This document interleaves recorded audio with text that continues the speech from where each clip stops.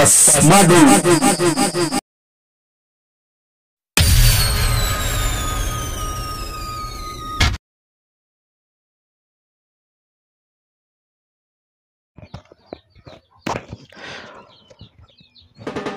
Magandang araw sa ating kapwa hunters at saka sa yung mga mahilig sa igan at sa mga taga-subaybay natin sa ating channel, Pasmado Hunters. So ngayong araw ipapakita ko lang kung paano ko ginagamit yung lens finder natin at saka paano natin gamitin yung turret ng ating scope.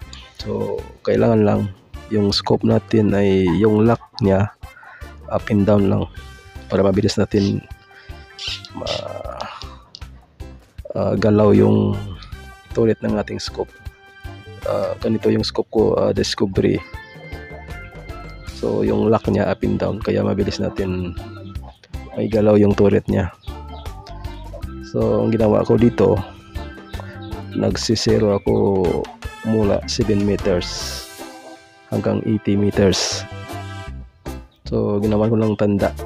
Ito halimbawa, nagsisiro ako mula 7 meters hanggang 80 meters. So ito 7 meters, 25, 37, 45, 50, tapos hanggang 80. So may mga tanda niyan.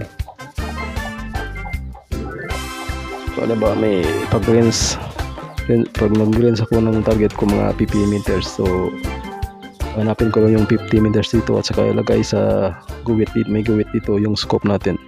Ano ba ganito? So ayan, 50 na.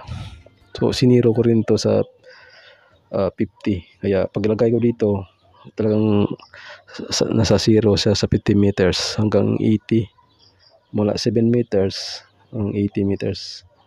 Yung 7 meters natin malapit na siya sa 64 meters at saka 7. Ayan, malapit na siya. Kasi kung mga 7 meters yung titry natin na napakalapit yan. So kailangan itaas natin yung scope. So yung 7 meters niya at saka 64, malapit na lang magkalapit sila. So hanggang dito na lang yung ano natin. So kailangan natin ng range finder, kahit mamurahin lang. Mga pagbigay din ng tamang range. So may battery siya, dalawang triple E. So hanggang dito na lang yung video natin. Maraming salamat po. Thanks for watching.